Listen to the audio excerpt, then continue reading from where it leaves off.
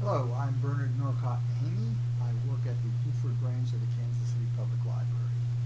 April is National Poetry Month, and for April of 2025, I've decided that I'm going to read some of the poems in Spoon River Anthology by Edgar Lee Masters.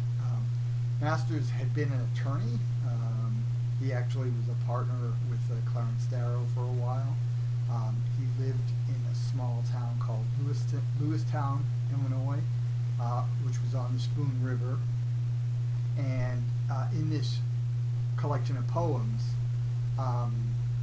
the premise is that the people who live in Spoon River, Illinois, which is a made-up town,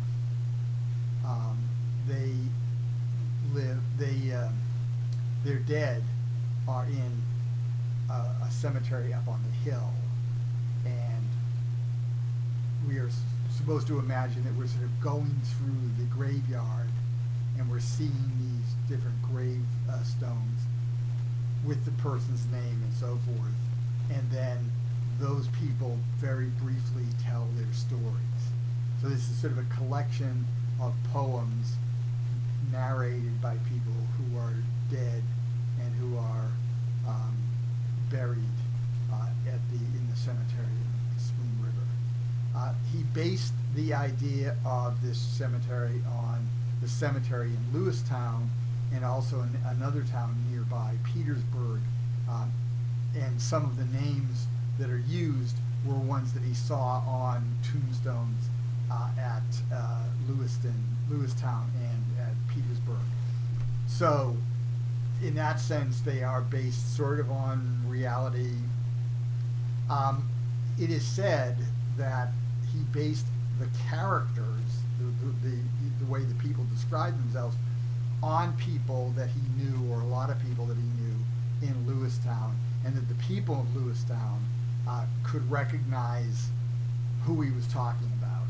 His neighbors could recognize, and it was somewhat, I think, at the time, sort of scandalous, because what we get here is we get people largely speaking unvarnished truth, and that, of course, is not particularly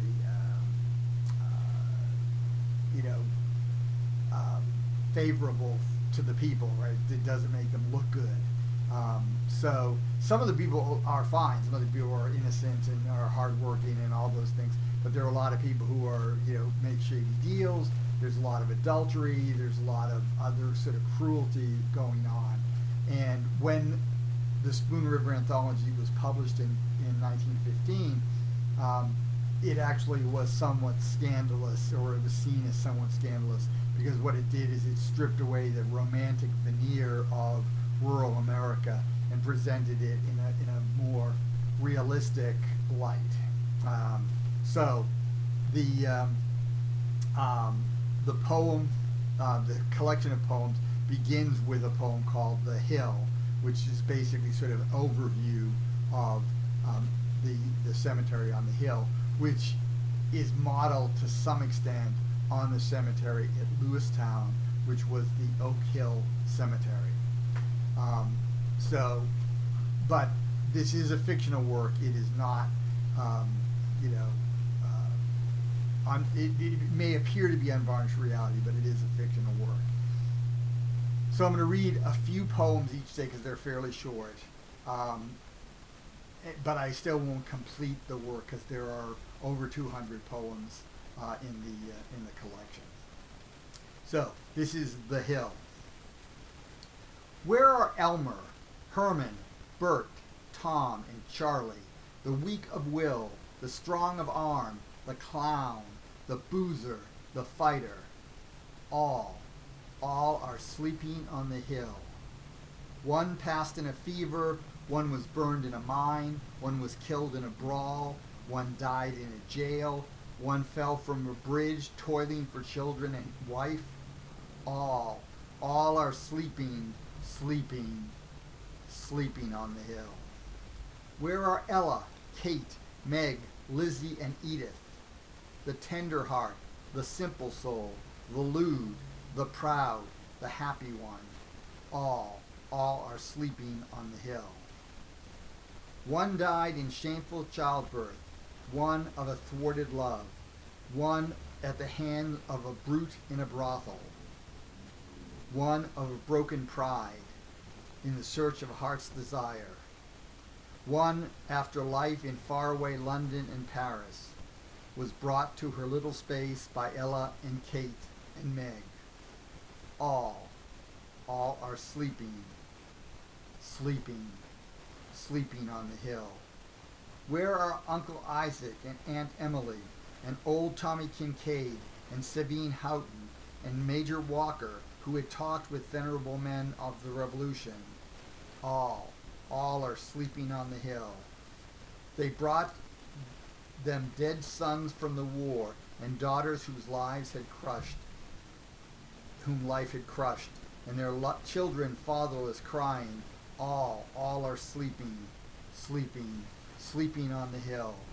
Where is old Fiddler Jones, who played with life all his 90 years, braving the sleet with bared breast, drinking, rioting, thinking neither of wife nor kin, nor gold, nor love, nor heaven?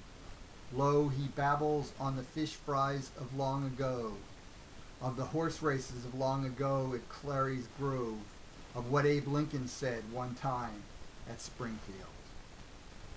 That was The Hill, the first poem in the River Anthology by Edgar Lee Masters. Putt. Here I lie close to the grave of old Bill Pearsall, who grew rich trading with the Indians, and who afterwards took the bankrupt law and emerged from it richer than ever. Myself grown tired of toil and poverty, and beholding how old Bill and others grew in wealth, robbed a traveler one night near Proctor's Grove, killing him unwittingly while doing so, for the which I was tried and hanged. That was my way of going into bankruptcy. Now, we who took the bankrupt law in our respective ways sleep peacefully, side by side. That was Putt by Edgar Lee Masters. Ollie McGee. Have you seen walking through the village a man with downcast eyes and haggard face? That is my husband, who, by secret cruelty never to be told, robbed me of my youth and my beauty, till at last, wrinkled and with yellow teeth and with broken pride and shameful humility, I sank into the grave. But what think you gnaws at my husband's heart? The face of what I was, the face of what he made me? These are driving him to the place where I lie. In death, therefore, I am avenged. That was Ollie McGee by Edgar Lee Masters. And this is the poem that goes with it, Fletcher McGee, her husband. She took my strength by minutes. She took my life by hours. She drained me like a fevered moon that saps the spinning world. The days went by like shadows. The minutes wheeled like stars. She took the pity from my heart and made it into smiles. She was a hunk of sculptor's clay. My secret thoughts were fingers. They flew behind her pensive brow and lined it deep with pain. They set the lips and sagged the cheeks and drooped the eyes with sorrow.